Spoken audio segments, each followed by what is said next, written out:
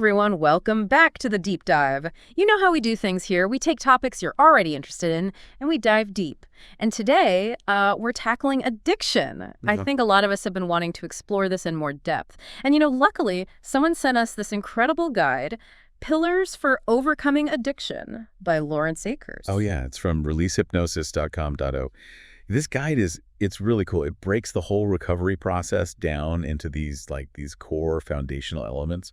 Akers calls them pillars. Pillars. Okay, I like it. So I guess the goal for us today is to really, break these pillars down, not just summarize them, but really give everyone listening a solid understanding of how they all work together, right? Yeah, absolutely. And how you can actually put them into practice in your own life, right? It's got to be practical. Exactly. No point in just knowing the theory, right? Yeah. We want people to walk away from this with some real tangible takeaways. So let's start with the first pillar. And it's all about this idea of finding your why, right? Your personal reason for wanting to change. Yeah, the power of why. This is huge. It's imagine your inner world. A city, right, with these two factions constantly fighting. One part of you, it's clinging to the familiar, even if it's hurting you. But then there's this other part that's yearning for freedom. Okay, yeah, I see where you're going with this. So it's this why, it represents that part of you that wants to break free. Exactly. It's the fuel. It's the driving force behind your journey towards a healthier self. The guide, it talks about how this why, this reason, this has to be stronger than the pull of just staying stuck. It's got to be powerful. Makes sense. You need a really compelling reason to push through all the challenges that come with, breaking an addiction, right? So for everyone listening, I think it's worth taking a minute, right now, to think about what your why is. What's your driving force? What's that future you're working towards? Yeah, that's good. All right, so we've got our why, but how do we even begin to, approach the problem itself? And that's where the second pillar comes in, right? Embracing awareness. This is all about becoming a detective, right? Mm-hmm. It's not just about noticing that you have a problem. It's about really digging deep and understanding the how, what, when, where, why of your behavior. The how, what, when, where, why. So really dissecting it. Exactly. What are the things you feel right before you engage in the behavior? Is it a certain feeling, a thought? Right. Are you anxious? Are you bored? Exactly. What about your environment? Are there places or times of day where it's more likely to happen? Oh, that's interesting. So are you more likely to, to drink when you're out with certain friends, for example? Right. Exactly. Or maybe you're more likely to gamble if you walk past a casino. You see, it's about really paying attention to the patterns. And I guess being honest with yourself about those patterns, not shying away from the tough questions. That's really the key, because by honestly answering these questions, you start to illuminate the path forward. Akers makes a really good point about that in the guide. Okay, so we've got our why. We're starting to understand our patterns. But how do we actually turn that knowledge into action? Well, that's where the third pillar comes in. The power of planning. You got to have a plan. Right. So we're not just passively aware of our behavior. We're actually proactively trying to change it. Yeah. It's about anticipating those high-risk situations that we talked about. Right. And coming up with alternative activities. Give me an example. Okay, so the guide actually specifically mentions journaling. When you feel those urges coming up, instead of engaging in the behavior, grab a journal and just write down your thoughts and feelings. Interesting. So journaling can be a substitute behavior. Exactly. And it's actually an evidence-based practice, helps with processing emotions, gaining self-awareness, all that. Okay, so for our listeners, think about it. What are some specific steps you can start planning? What are your alternative activities? Got your why, got your awareness, got your plan, now what? Now we got to talk about mindset, the fourth pillar.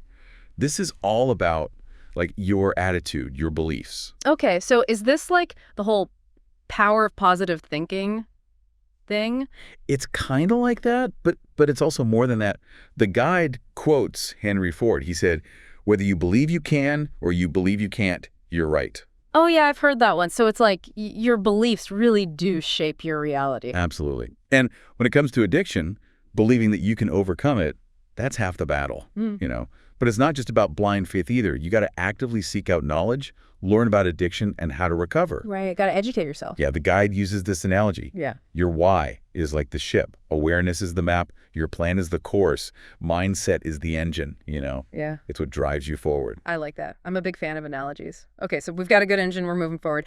But let's be real, there are going to be dumps in the road. Cravings, intrusive thoughts, all that stuff. Oh, absolutely. That's what the fifth pillar is all about. Overcoming obstacles. Mm-hmm. The guide calls these like turbulent waves, and you got to learn how to ride them. Okay, so how do we ride these waves?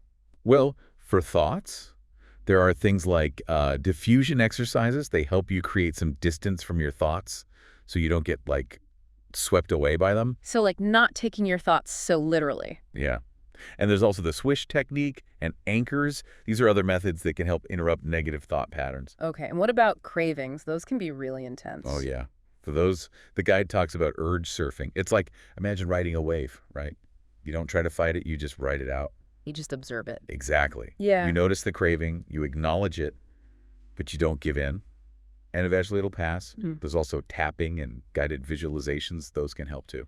So many different techniques. I guess it's about finding what works for you, right? Absolutely. The guide is very clear about that. There's no one-size-fits-all solution. You got to experiment and find what resonates with you. I like that. It's empowering. So, okay, we've learned how to navigate those turbulent waters. But sometimes things don't go as planned, right? We hit a setback, maybe even a relapse. That's where the sixth pillar comes in, resilience. Yeah. It's about like preparing for those setbacks and knowing how to bounce back. This feels like a crucial one because let's be honest, recovery isn't always linear, right? And the guide is so good here. It really emphasizes the importance of self-compassion, especially when you're struggling. So like not beating yourself up if you have a slip up. Exactly. It's about being kind to yourself, understanding that you're human, and, these things happen. It's a journey. Yeah. And the guide has this great quote, every setback is a setup for a comeback. Oh, I like that. It's so much more positive than just seeing it as a failure. Right. It's a learning opportunity. And the guide also talks about taking it a day at a time. Mm-hmm. Focus on today, focus on making healthy choices today, and don't get overwhelmed by the bigger picture. That's good advice. Just take it one step at a time. Exactly. Before we wrap up our deep dive into these pillars, there's something pretty important that we should address. Yeah. Yeah, absolutely.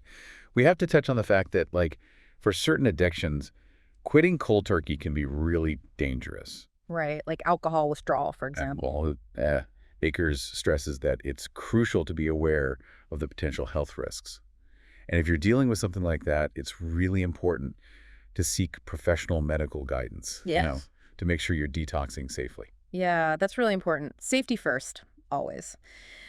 So we've covered a lot of ground today. But, one thing that really stood out to me from the guide is just how hopeful Akers is. Like, he really believes that recovery is possible. Oh, absolutely. He makes this point that, once you recognize that you need to change, you already have the power to reclaim your life. And he uses this analogy. He says, addiction is giving up everything for one thing. Wow. And recovery is about recognizing that trick, letting go of that one thing and reclaiming everything back. That's a powerful way to put it. So to recap, we've talked about the 6 pillars of overcoming addiction as outlined in Lawrence Akers' guide. These are the power of your why, embracing awareness, the importance of planning, the role of mindset, overcoming obstacles like cravings and thoughts, and the art of resilience. And, these pillars, they're not isolated concepts. They're all interconnected. They all work together to create this strong foundation for recovery.